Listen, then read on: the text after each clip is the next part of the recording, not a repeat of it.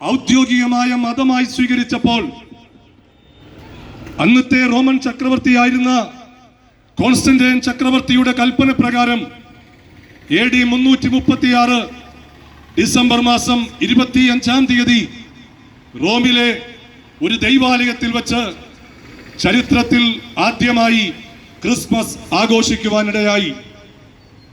അന്നു മുതൽ ഇന്ന് വരെ ഓരോ കാലഘട്ടത്തിലും പലവിധത്തിലുള്ളതായ കൂട്ടിച്ചേർക്കലിലൂടെ ഈ ആഘോഷം ഇന്ന് നമ്മൾ കാണുന്ന നിലയിൽ വർണ്ണശബളമായി തീരുവാൻ ഇടയായി തീർന്നു. AD 4-ാം നൂറ്റാണ്ടിൽ ജീവിച്ചിരുന്ന സെന്റ് നിക്കോളാസ് എന്ന് പറയുന്ന ദൈവഭക്തനെ അടയാളപ്പെടുത്തിക്കൊണ്ട് ക്രിസ്മസിന്റെ ഭാഗമായി സാന്റാക്ലോസ് എന്ന ആശയം ക്രിസ്മസിന്റെ ഭാഗമായി തീർന്നു.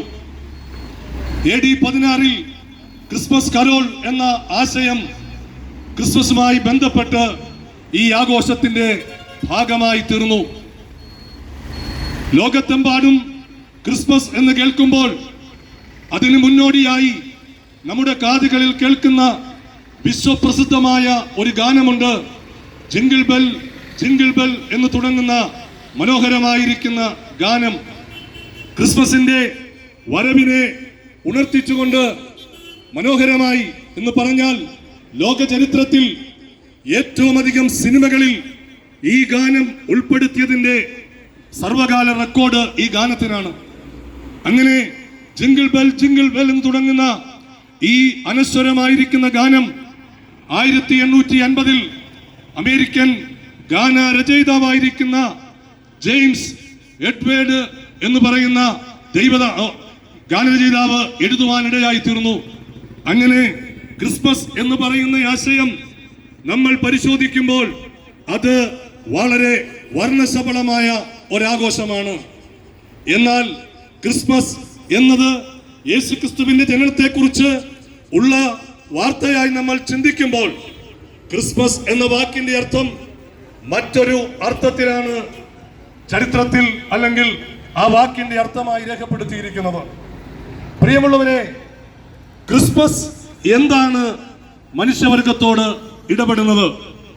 മലയാളികളുടെ അഭിമാനമായ ഗാനരചയിതാവും കവിയും നമ്മുടെയൊക്കെ അഭിമാനമായ ജ്ഞാനപീഠ ജേതാവായ ശ്രീ ONV കുറിപ്പ് സാർ, അദ്ദേഹത്തോട് ഒരു ചർച്ചയിൽ അദ്ദേഹത്തെ ഇന്റർവ്യൂ ചെയ്തയാൾ ചോദിച്ചു, ഒരു മനുഷ്യനെ സംബന്ധിച്ച് ഏറ്റവും സുഖം തരുന്ന കാര്യം എന്താണ്?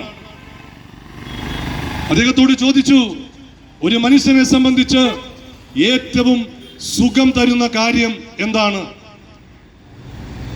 ആ കവിയും ഗാനരചയിതാവുമായ ONV കുറിപ്പ് സാർ പറഞ്ഞു, തന്നെ ഒരാൾ സ്നേഹിക്കുന്നു എന്നുള്ള വാർത്തയാണ് ഒരു മനുഷ്യനെ സംബന്ധിച്ച് അവന്റെ ജീവിതത്തിൽ സുഖം തരുന്ന കാര്യം. പ്രിയരെ, ക്രിസ്മസ് ലോകത്തോട് വിളിച്ചു പറയുന്ന സന്ദേശം അതാണ്. ഞങ്ങളെ കേൾക്കുന്ന മാന്യ സഹൃദയരെ, എന്നെയും നിങ്ങളെയും നമ്മുടെ ജീവിതത്തിന്റെ എല്ലാ കാലത്തും സ്നേഹിക്കുന്ന ഒരുവനുണ്ട്. നാം സ്നേഹിച്ച പലരും, നാം ചേർത്തു നിർത്തിയ പലരും, നാം കഷ്ടപ്പെട്ട് വളർത്തിയ പലരും, നമ്മൾ പണവും സമയവും ആരോഗ്യവും കൊടുത്ത് പോറ്റി പുലർത്തിയ പലരും, ജീവിതത്തിന്റെ എല്ലാ കാലത്തും നമ്മോടുകൂടെ ഇരിക്കുമെന്ന് നാം പ്രതീക്ഷിച്ച പലരും നമ്മെ വിട്ട് പോകുമ്പോൾ ജീവിതത്തിന്റെ എല്ലാ സാഹചര്യങ്ങളിലും നമ്മോട് കൂടെ ഇരിക്കുന്ന ഒരു വ്യക്തിയെ കുറിച്ചുള്ള സന്ദേശമാണ് ക്രിസ്മസ് മാനവ സമൂഹത്തോട് സംസാരിക്കുന്നത്.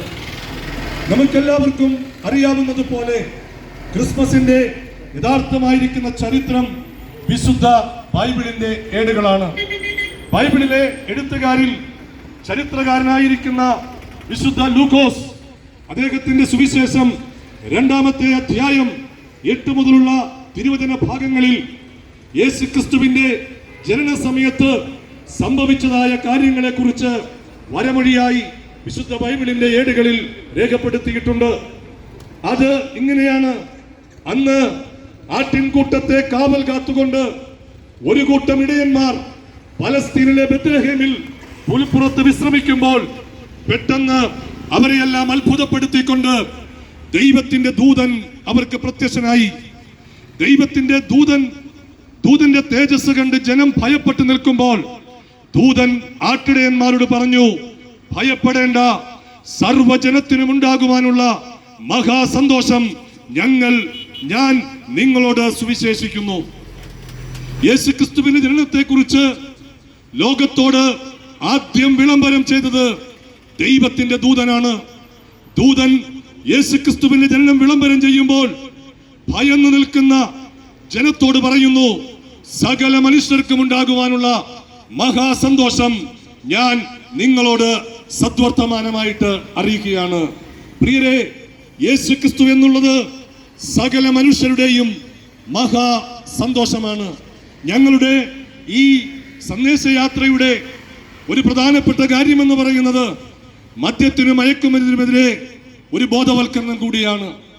ഈ ദിവസങ്ങളിൽ ക്രിസ്മസും പുതുവർഷവും ആഘോഷഭരിതമാക്കുവാൻ, അതിന്റെ ലഹരി മോടികൂട്ടുവാൻ കോടിക്കണക്കിന് രൂപ ചിലവഴിച്ച് മദ്യവും മറ്റ് ആഘോഷങ്ങളും മനുഷ്യർ ചെയ്യും എന്നുള്ളതൊരു പരമാർത്ഥമാണ്.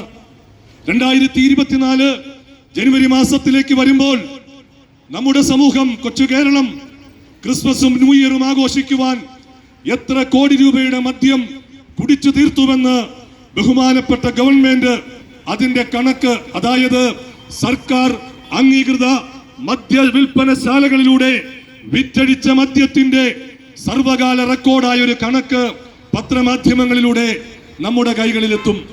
അപ്പോൾ ക്രിസ്മസിന് മോടി കൂട്ടുവാൻ, ക്രിസ്മസിന്റെ ആഘോഷങ്ങൾക്ക് ലഹരി പിടിപ്പിക്കുവാൻ ഈ ദിവസങ്ങളിൽ അധ്വാനിക്കുന്ന പണം മുടക്കി മനുഷ്യൻ അവന്റെ ആയുസ്സിനെ കുറയ്ക്കുന്ന, ആരോഗ്യത്തെ കുറയ്ക്കുന്ന, സന്തോഷത്തെ കെടുത്തിക്കളയുന്ന, വെള്ളത്തിലെ കുമിള പോലെ അല്പനിമിഷം മാത്രം നീണ്ടു നിൽക്കുന്ന ഒരു ലഹരിയുടെ ആഘോഷമാക്കി മദ്യത്തെ, ക്രിസ്മസിനെ ചിത്രീകരിക്കുന്ന സഹൃദയരോട് ഞങ്ങൾക്ക് പറയാനുള്ളത്, ക്രിസ്മസിന്റെ സന്തോഷം എന്ന് പറയുന്നത് അത് യേശു ക്രിസ്തു തരുന്ന ലഹരിയാണ്. ദൈവത്തിന്റെ ഏകജാതനായ പുത്രൻ ശ്രീ യേശു ക്രിസ്തു, അദ്ദേഹം മനുഷ്യനായി ഈ ഭൂമിയിലേക്ക് പിറന്നപ്പോൾ ദൈവത്തിന്റെ പുത്രന് പിറന്നു വീഴുവാൻ കൊട്ടാരങ്ങൾ ഉണ്ടായിരുന്നു. എന്നാൽ യേശുവിന്റെ ജനനത്തിന് തിരഞ്ഞെടുക്കപ്പെട്ടത് പരിപരുത്ത ജീവിത സാഹചര്യങ്ങളായിരുന്നു. ഈ ഭൂമിയിൽ മനുഷ്യനായി പിറന്നു വീണ യേശുക്രിസ്തുവിന് യാതൊരു വിധമായിരിക്കുന്ന രാജകീയമായിരിക്കുന്ന പരിചരണവും അദ്ദേഹത്തിന് കിട്ടിയില്ല എന്നുള്ളത് ഒരു ചരിത്ര യാഥാർത്ഥ്യമാണ്. ഒരു രാജകുമാരൻ വളരുന്നത് പോലെ വളരുവാനുള്ള എല്ലാ യോഗ്യതകളും തനിക്കുണ്ടായിരുന്നിട്ടും യേശു ജനിച്ചതും യേശുവിനെ കിടത്തിയതും പുൽത്തൊട്ടിന്റെ പരിപരുത്ത അന്തരീക്ഷത്തിലാണ്. അതിനുശേഷമുള്ള യേശുക്രിസ്തുവിന്റെ ഏകദേശം 33.5 വയസ്സ് ജീവിതം എന്ന് പറയുന്നത് മാനസികവും ശാരീരികവുമായിരിക്കുന്ന പലവിധ പ്രയാസങ്ങളിലൂടെ കടന്നുപോയ വ്യക്തിയാണ് യേശുക്രിസ്തു. തനിക്ക് ആ കാലത്ത് വധഭീഷണി നേരിടേണ്ടതായിട്ട് വന്നു, ദാരിദ്ര്യം അനുഭവിക്കേണ്ടതായിട്ട് വന്നു, പരസ്യമായി താൻ അപമാനിക്കപ്പെട്ടു, സാമ്പത്തികമായ ബുദ്ധിമുട്ടുകൾ യേശുക്രിസ്തുവിന്റെ ഐഹിക ജീവിതകാലത്ത് തനിക്ക് നേരിട്ടു. തന്നെ അനേകർ തിരസ്കരിച്ചു. കയ്യേറ്റവും വാക്കേറ്റവും ശാരീരിക പീഡനങ്ങളും യേശുക്രിസ്തുവിന്റെ 33.5 തിരുവയസ്സിൽ അദ്ദേഹം ഈ ഭൂമിയിൽ വെച്ച് അനുഭവിക്കുവാനിടയായി തീർന്നു. ദൈവപുത്രൻ സർവജനത്തിന്റെയും സന്തോഷവും സമാധാനവുമായി ഈ ഭൂമിയിലേക്ക് അവതരിച്ച യേശുക്രിസ്തു എന്ന മനുഷ്യപുത്രൻ ജീവിതത്തിന്റെ പരിപരുത്ത യാഥാർത്ഥ്യത്തിലൂടെ കടന്നുപോയത് എന്തിനു വേണ്ടിയാണെന്ന് സഹൃദയരെ നിങ്ങൾ ചിന്തിക്കണം. കാരണം യേശു ഭൂമിയിലേക്ക് വന്നത് മനുഷ്യവർഗത്തിന് സന്തോഷവും സമാധാനവും തരുവാനാണ്. മനുഷ്യവർഗത്തിന് സന്തോഷവും സമാധാനവും തരുവാൻ ഈ ഭൂമിയിൽ ഒരു വ്യക്തി അവതരിക്കുമ്പോൾ മനുഷ്യൻ അനുഭവിക്കുന്ന ശാരീരികവും മാനസികവും വൈകാരികവും ആത്മീയവുമായിരിക്കുന്ന സകല കഷ്ടപ്പാടുകളും താൻ അനുഭവിക്കണമെന്നുള്ളത് മനുഷ്യനുമായി താൻ താതാത്മ്യം പ്രാപിച്ചതിന്റെ പ്രത്യക്ഷമായിരിക്കുന്ന അടയാളമായിരുന്നു. അങ്ങനെ ചരിത്രപുരുഷനായ യേശുക്രിസ്തുവിനെ ഞങ്ങൾ ഈ മാന്നാറിൽ പ്രസംഗിക്കുമ്പോൾ യേശു എന്ന് പറയുന്നത് ഈ ഭൂമിയിൽ പച്ചയായി ജീവിച്ച് ജീവിതത്തിന്റെ പരിപരുത്ത യാഥാർത്ഥ്യങ്ങൾ അറിഞ്ഞും അനുഭവിച്ചും പട്ടിണിയും ദാരിദ്ര്യവും ഒറ്റപ്പെടലും വേദനയും അവഗണനയും നന്നായി അനുഭവിച്ച് നമുക്ക് വേണ്ടി ജീവിച്ച് മരിച്ച വ്യക്തിയാണ് യേശുക്രിസ്തു എന്ന ചരിത്ര പുരുഷൻ. അതുകൊണ്ട് മാന്യ സഹൃദയരെ, ജീവിതത്തിന്റെ പരിപരുത്ത തലങ്ങളിലൂടെ കടന്നു പോകുന്ന ആരും എന്നെ സഹായിക്കാനില്ല, ആരും എന്നെ സ്നേഹിക്കാനില്ല, എന്റെ ദുഃഖങ്ങളും എന്റെ ദുരിതങ്ങളും ഒരാശ്വാസം പകരുവാൻ ആരുമില്ല എന്ന് ചിന്തിക്കുന്ന ആരെങ്കിലും ഞങ്ങളെ കേൾക്കുന്നുവെങ്കിൽ ഈ ക്രിസ്മസിൽ നിങ്ങളോട് പറയാനുള്ളത്, നിങ്ങളെ സ്നേഹിക്കുന്ന, നിങ്ങളെ അറിയുന്ന, നിങ്ങളുടെ ഉന്നതിയും നിങ്ങളുടെ സമാധാനവും നിങ്ങളുടെ ആരോഗ്യവും നിങ്ങളുടെ വിശുദ്ധിയും നിങ്ങളുടെ സമാധാനവും നിങ്ങളുടെ കുടുംബത്തിന്റെ അഭിവൃദ്ധിയും ആഗ്രഹിക്കുകയും അതിൽ തൽപരനായിരിക്കുന്ന ചരിത്ര പുരുഷനായിരിക്കുന്ന യേശുക്രിസ്തുവിനെയാണ് ഞങ്ങൾ ഇവിടെ വിളംബരം ചെയ്യുന്നത്. യേശു അതാണ്. യേശു ഒരു മതത്തിന്റെ വ്യക്താവല്ല. യേശു പൊതുസമൂഹത്തിന്റെ സ്വത്താണ്. യേശു എല്ലാവരുടേതുമാണ്. യേശു ഒരു മതത്തിന്റെ ആളല്ല. യേശു ചരിത്ര പുരുഷനും സർവജനത്തിനും ഉണ്ടാകുവാനുള്ള മഹാസന്തോഷമാണ്. പ്രിയരെ, ഇന്ന് ഞങ്ങൾ നിങ്ങളോട് ഈ സന്ദേശമൂടെ അറിയിക്കുകയാണ്. ക്രിസ്മസ് എന്ന വാക്കിന്റെ അർത്ഥം പരിശോധിക്കുമ്പോൾ, ക്രിസ്മസ് അതിൽ ആ വാക്കിനെ രണ്ടായി വിഭജിക്കുമ്പോൾ, ക്രിസ് എന്ന വാക്കിന്റെ അർത്ഥം ക്രിസ്റ്റോസ് എന്ന ഗ്രീക്ക് വാക്കുമായിട്ട് അത് ബന്ധപ്പെട്ടു നിൽക്കുകയാണ്. മാസ് എന്ന വാക്കിന്റെ അർത്ഥം നമുക്കെല്ലാം സുപരിചിതമായിരിക്കുന്ന എബ്രായ വാക്കായ കുർബാന എന്ന വാക്കാണ് മാസ് എന്ന വാക്കുകൊണ്ട് അർത്ഥമാക്കുന്നത്. അപ്പോൾ യേശുക്രിസ്തു ക്രിസ്മസ് എന്ന വാക്കിന്റെ ആന്തരികമായ അർത്ഥം എന്ന് പറയുന്നത് യേശുക്രിസ്തുവിന്റെ ദിവ്യ ബലി എന്നാണ്. ക്രിസ്മസ് ലോകത്തിന് സമ്മാനിക്കുന്നത് മനുഷ്യന്റെ യഥാർത്ഥമായിരിക്കുന്ന ഉദ്ധാരകനും സമാധാന പ്രഭുവുമായ യേശുക്രിസ്തുവിന്റെ ക്രൂശമരണത്തെ കുറിച്ചാണ് ക്രിസ്മസ് ലോകത്തോട് സംവദിക്കുന്നത്.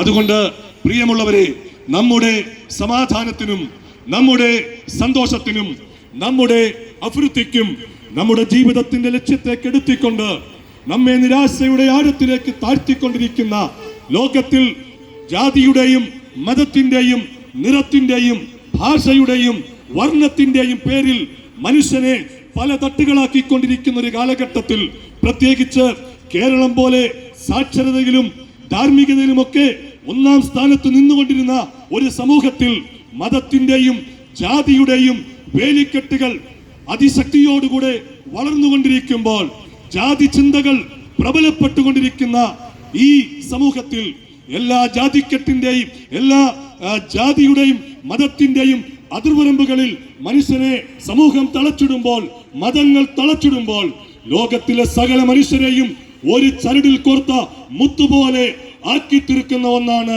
ലോകത്തിൽ മനുഷ്യന്റെ അടിസ്ഥാന പ്രശ്നമായ പാപം എന്നുള്ളത്. പാപത്തിന് ജാതിയില്ല, പാപത്തിന് മതമില്ല, പാപത്തിന് വർണ്ണമില്ല. ലോകത്തിലെ സകല മനുഷ്യരെയും ഒരു ചരടിൽ കെട്ടി, ഒരു ചരടിൽ കോർത്ത് കഴുത്തിലിടുന്ന മുത്തു മാല പോലെ ഒരുമിച്ച് നിർത്തുന്നതാണ് പാപം എന്നുള്ളത്. മനുഷ്യന്റെ അടിസ്ഥാന പ്രശ്നത്തിന്റെ ശാശ്വത പരിഹാരത്തിനു വേണ്ടി ഈ ഭൂമിയിൽ അവതരിച്ച ചരിത്ര പുരുഷനും വീണ്ടെടുപ്പുകാരനുമാണ് യേശുക്രിസ്തു. അതേ പ്രിയമുള്ളവരെ, ആ സന്ദേശമാണ് ക്രിസ്മസ് നമ്മോട് പറയുന്നത്.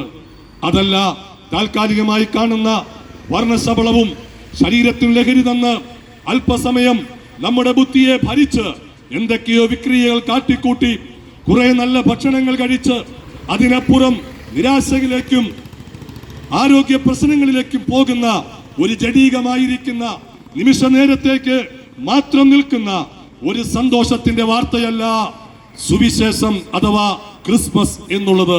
ക്രിസ്മസ് കാലാതീതമാണ്. ക്രിസ്മസ് എല്ലാ കാലത്തും മാറ്റമില്ലാത്ത യേശുക്രിസ്തുവിന്റെ ജനനത്തെക്കുറിച്ചുള്ള സദ്വാർത്തയാണ്. യേശു ജനിച്ചത് താങ്കൾക്ക് വേണ്ടിയാണ്. താങ്കളുടെ അടിസ്ഥാന പ്രശ്നമായ പാപത്തിന്റെ പരിഹാരത്തിലൂടെ, ആ പാപത്തിന്റെ പരിഹാരത്തിന് വേണ്ടി അവിടുന്ന് ക്രൂശിൽ മരിക്കുവാനിടയായി തീർന്നു. മനുഷ്യന്റെ വീണ്ടെടുപ്പ് എന്നുള്ളത് വിലയേറിയതാണ്.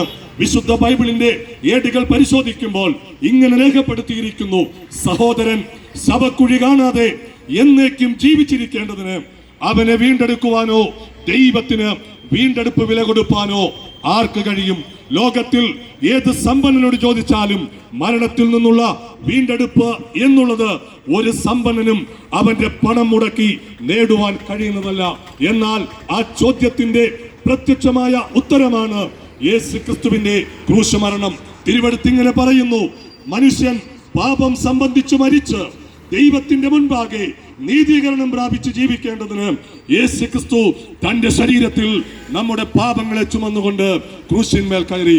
പ്രിയ സഹോദരങ്ങളെ, ഇന്നേക്ക് ഏകദേശം 2000 വർഷങ്ങൾക്ക് മുമ്പ് മനുഷ്യവർഗത്തിന്റെ പാപത്തിന്റെ പരിഹാരത്തിനു വേണ്ടി മനുഷ്യന്റെ പാപത്തിന്റെ ശമ്പളമായ മരണശിക്ഷ താൻ ഏറ്റെടുത്തുകൊണ്ട് ക്രൂശിൽ നമുക്ക് വേണ്ടി അവസാന തുള്ളി രക്തം വരെ ഊറ്റിത്തന്ന് മരിച്ച് അടക്കപ്പെട്ട് 3-ാം നാൾ റോമൻ ഇമ്പീരിയൽ മുദ്ര പതിച്ച കല്ലറയുടെ ബന്ധനങ്ങളെ ഭേദിച്ചുകൊണ്ട് ഉയർത്തെഴുന്നേറ്റ് 40 ദിവസം താൻ ജീവിച്ചിരിക്കുന്നുവെന്ന് അനേകർക്ക് പ്രത്യക്ഷനായി സ്വർഗത്തിലേക്ക് പ്രവേശിച്ചു പോയ യേശുക്രിസ്തുവിന്റെ ഉയർപ്പിന്റെ സന്ദേശമാണ് ഞങ്ങൾ പ്രസംഗിക്കുന്ന ഈ ക്രിസ്മസ് സന്ദേശം.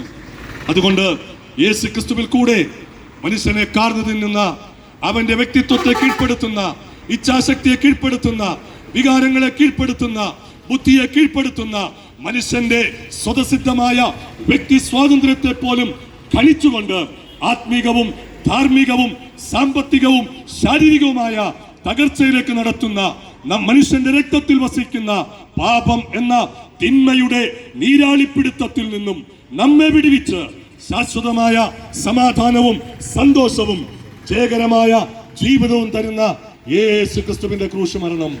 ഇതാണ് ഈ ക്രിസ്മസ് ദിനത്തിൽ ഞങ്ങൾ ഈ മാന്നാറ് വിളംബരം ചെയ്യുന്നത്. ഞങ്ങളുടെ മാന്യ സഹൃദയരെ, ഞങ്ങളെ കേട്ട നിങ്ങൾക്ക് ഞങ്ങൾ നന്ദി പറയുകയാണ്. അതുകൊണ്ട് ഈ 2023 അവസാന നിമിഷങ്ങളിൽ യേശുക്രിസ്തുവിൽ കൂടെയുള്ള സൗജന്യമായിരിക്കുന്ന രക്ഷ, ലോകത്തിൽ മനുഷ്യൻ അവന്റെ പ്രശ്ന പരിഹാരത്തിന് അവന്റെ വിശ്വാസമനുസരിച്ച് സഞ്ചരിക്കുമ്പോൾ മനുഷ്യന്റെ പാപങ്ങളുടെ പരിഹാരത്തിന് മനുഷ്യനെ തേടി വന്ന ശ്രീ യേശുക്രിസ്തുവിന്റെ കന്യകാജനനത്തിന്റെ ഓർമ്മ ഈ ക്രിസ്മസ് നിങ്ങൾക്ക് അനുഗ്രഹമാകട്ടെ.